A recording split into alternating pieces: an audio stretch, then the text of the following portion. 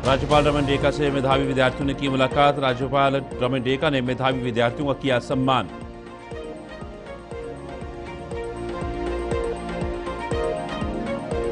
Collector Gaurav Singh ने पत्रकारों के साथ की विस्तृत चर्चा। कलेक्टर ने युक्तियुक्तकरण की प्रक्रिया की जानकारी की साझा।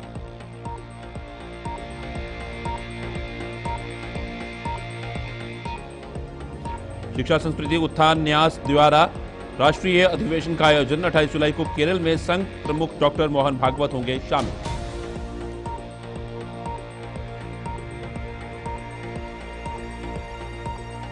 नमस्कार, छत्तीसगढ़ी खास खबरें देख रहे हैं आप सब। मैं हूं आपके साथ साहिल केरनी। राज्यपाल श्री रमन डेका ने राजभवन में छत्तीसगढ़ माध्यमिक शिक्षा मंडल द्वारा आयोजित 10वीं बोर्ड परीक्षा में उत्कृष्ट प्रदर्शन करने वाले सरस्वती शिक्षा संस्थान के विद्यार्थियों को सम्मानित किया। इन विद्यार्थियों ने प्रावीण्य सूची में स्थान बनाकर अपने स्कूल और परिवार का नाम रोशन किया है। राज्यपाल श्री रमन डेका ने विद्यार्थियों को बधाई और शुभकामनाएं देते हुए कहा कि उनके सामने बेहतर भविष्य के अवसर हैं।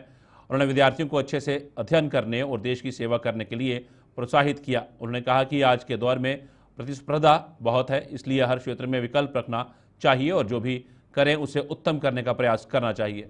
साथ ही उन्होंने पालक और बच्चों के बीच अच्छे संबंधों के महत्व पर भी जोर दिया। राज्यपाल ने सम्मानित विद्यार्थियों को 5-5 हजार रुपये की प्रोत्साहन राशि प्रदान की और स्मृति चिन्ह देकर सम्मानित किया। इस अवसर पर राज्यपाल के सचिव डॉक्टर CR प्रसन्ना, सरस्वती शिक्षा संस्थान के पदाधिकारी और संबंधित शालाओं के प्राचार्य उपस्थित थे।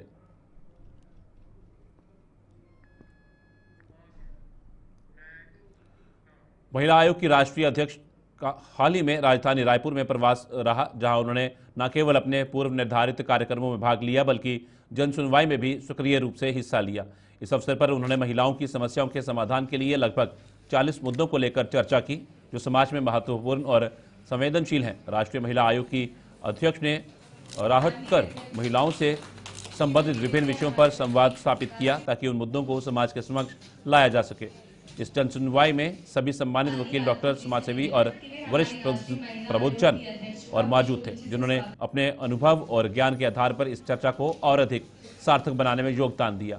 उनके साथ इस चर्चा में भाग लेते हुए उपस्थित व्यक्तियों ने महिलाओं की स्थिति और आवश्यकताओं को समझने का प्रयास किया, जिससे कि महिला आयोग के अध्यक्ष उठाए गए मुद्दों का व्यापक और प्रभावी समाधान निकल सके। छत्तीसगढ़ में रायपुर में राष्ट्रीय महिला आयोग के द्वारा, राष्ट्रीय महिला आयोग आपके द्वारा ये सब जन सुनवाई यहाँ पे हो रही है। देश भर के लगभग सभी कोनों से राष्ट्रीय महिला आयोग के पास कंप्लेंट्स आती है, पर वो सभी महिलाएं हमारे तक, दिल्ली तक नहीं आ पाती है। इसीलिए फिर हमने सोचा कि हम ही उनके पास जाएंगे और हर प्रदेश के जो डिवीजनल लेवल का जो गांव है वहाँ पे 4, 5, 8 डिवीजन में जो भी जिले आते हैं उनकी जन सुनवाई होती है। आज छत्तीसगढ़ की मेरे अध्यक्ष होने के बाद ये पहली जन सुनवाई रायपुर में हो रही है। आज यहाँ पे 40 केसेस है हमारे पास और इस 40 केसेस की राजधानी रायपुर के कलेक्टर गौरव सिंह ने पत्रकारों के साथ एक विस्तृत चर्चा करते हुए युक्तियुक्तकरण की आवश्यकता और प्रक्रिया की जानकारी साझा की।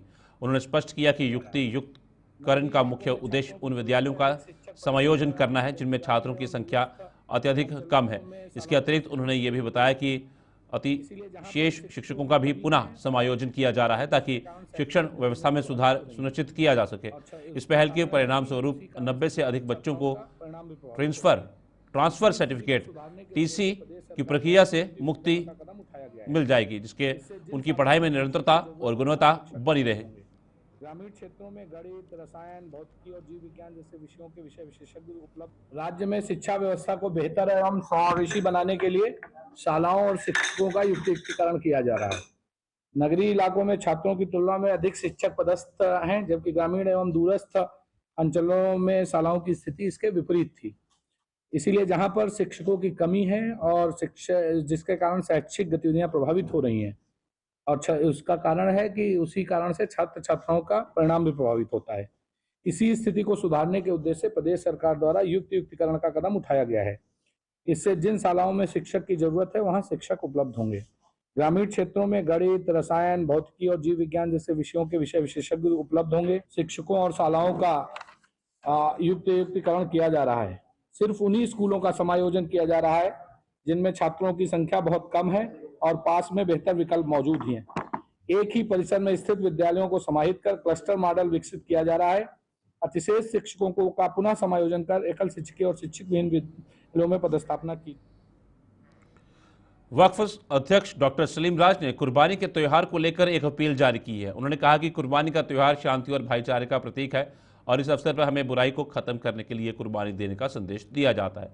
डॉक्टर सलीम राज ने सभी से गुजारिश की है कि वे सोशल मीडिया पर कुर्बानी की तस्वीरें और वीडियो न डालें। उन्होंने कहा कि कुर्बानी का उद्देश्य व्यक्तिगत और आध्यात्मिक होता है और इसे सार्वजनिक रूप से प्रदर्शित करना उचित नहीं है। डॉक्टर सलीम राज ने सभी से अपील की है कि वे कुर्बानी के त्यौहार को शांति और सौहार्द के साथ मनाएं।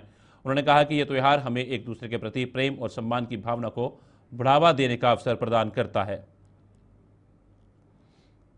करता हूँ कि ईद उल अजहा जो एक कुर्बानी का त्यौहार है और अपनी बुराई को कुर्बान करने का त्यौहार है, तो ये जो कुर्बानी जो आप जो कर रहा है वो सार्वजनिक जगह ना करे, शासन के नियम का पालन करे, हमारे पड़ोसी को तकलीफ नहीं होए वैसा काम करे, रोड में कुर्बानी ना करे, नालियों में खून ना बहाए और जो भी कुर्बानी होती है अपने घर में या गड्ढा कर दीजिए, गड्ढे में खून दफना दीजिए। और नौजवान भाइयों से गुजारिश करता हूं कि सोशल मीडिया में कुर्बानी का फोटो। पुलिस अधीक्षक सूरज सिंह परिहार ने अवैध प्रवासियों और विदेशी नागरिकों के संबंध में जिले के मजदूर ठेकेदारों की बैठक ली। इस बैठक का मुख्य उद्देश्य अवैध बांग्लादेशियों, रोहिंग्यों और अन्य अवैध प्रवासियों की पहचान करना और उन्हें रोकने के लिए आवश्यक कदम उठाना था। पुलिस अधीक्षक ने सभी ठेकेदारों को निर्देश दिया कि वे बाहर से आने वाले मजदूरों का पुलिस वेरिफिकेशन कराएं और उनकी जानकारी संबंधित थाने को दें। उन्होंने कहा कि इससे अवैध प्रवासियों और अपराधियों की पहचान करने में मदद मिलेगी।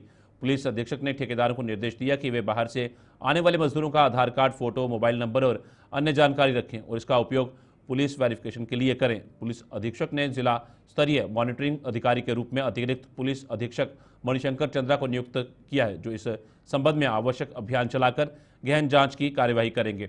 बैठक में अतिरिक्त पुलिस अधीक्षक मणिशंकर चंद्रा, श्रम पदाधिकारी नंदकिशोर साहू, श्रम उप निरीक्षक मनीषा साहू और ठेकेदार संघ के अध्यक्ष तिलक देवांगन सहित लगभग 35 से 40 की संख्या में ठेकेदार उपस्थित थे।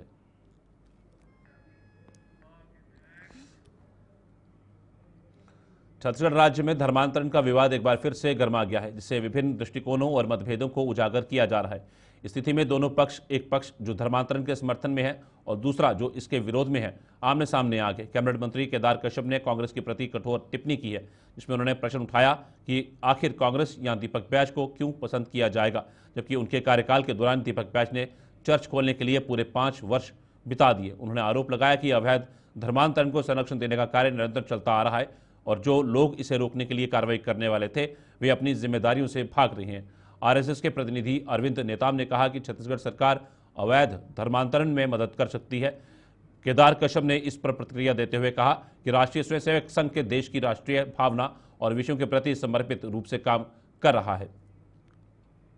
कांग्रेस या दीपक बैज को क्यों पसंद आएगा? दीपक बैज तो जो है चर्च खुलवाने में पूरे 5 साल निकाल दिए, लगातार अवैध धर्मांतरण को सरक छड़ दिए और जो लोग कहते जिनको कार्रवाई करनी थी उस समय पे ये मुंह में लड्डू डाल करके बैठे थे।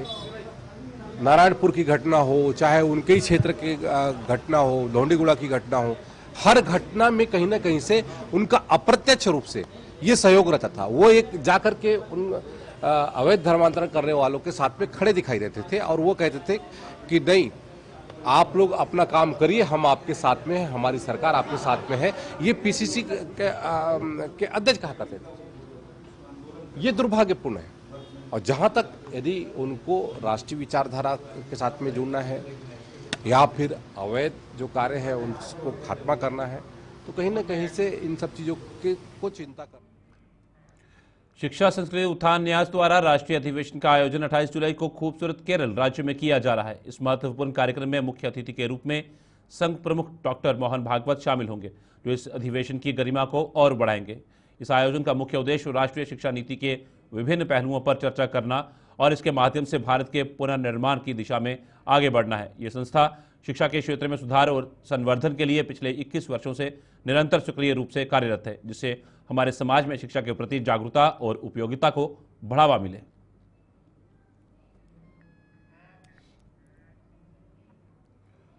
रायपुर के थाना तेलीबांधा में दर्ज अपराध में फरार आरोपी सहित रोहित सिंह तोमर के भाटा गांव स्थित साईं विला मकान की तलाशी में पुलिस ने करोड़ों रुपए के सामान जब्त किए हैं। पुलिस ने आरोपी रोहित सिंह तोमर, वीरेंद्र सिंह तोमर और दिव्यांश तोमर के खिलाफ थाना पुरानी बस्ती में अपराध पंजीबद्ध किया है। आरोपी दिव्यांश तोमर को गिरफ्तार कर लिया गया है, जबकि अन्य आरोपी फरार है। पुलिस ने पाया कि आरोपी रोहित सिंह तोमर, वीरेंद्र सिंह तोमर और दिव्यांश तोमर ने संगठित होकर लोगों को ब्याज में पैसा देकर उनसे कोरा बैंक और स्टाम्प में हस्ताक्षर कराकर ब्याज के पैसे वसूल करने के लिए डरा धमका कर पैसा वसूल करना और जबरन जमीन रजिस्ट्री कराना पाया गया। इस पूरे प्रकरण में पूर्व से पुलिस को सूचना प्राप्त थी कि इसके द्वारा कर्जा या फिर ब्याज का धंधा अवैध रूप से संचालित किया जाता रहा है। प्राप्त जब्ती में प्राप्त हथियार के आधार पर थाना पुरानी बस्ती में एक आर्म्स एक्ट के तहत में अपराध पंजीबद्ध किया गया है। सूचना के आधार पर जो आरोपियों के घरों से जो ई स्टाम्प पेपर, कोरे दस्तावेज जिस पर खास करके चेकबुक और इतने सारे एटीएम और इनके इससे संबंधित पासबुक जैसे दस्तावेज और कर्ज देने के संबंध में रजिस्टर जो प्राप्त। छत्तीसगढ़ में डबल इंजन की सरकार की नीतियों के कारण धान की फसल संकट में है। सरकार की दूरदर्शी नीतियों के कारण किसानों को उनके उत्पाद का उचित मूल्य नहीं मिल पा रहा है, जिससे उनकी आर्थिक स्थिति और भी दयनीय होती जा रही है। राज्य में जितना धान उत्पन्न हुआ है उससे जो चावल तैयार किया जाता है वे सेंट्रल पूल के कोटे में सरकार द्वारा खरीदने जाने का पूरा अवसर नहीं प्राप्त कर पा रहे हैं। आज जो धान 3100 रुपये प्रति क्विंटल के दर से खरीदा गया है उसे विक्रेताओं द्वारा 1900 या 1800 रुपये की अर्थव्यवस्था में कोई लेने के लिए तैयार नहीं है।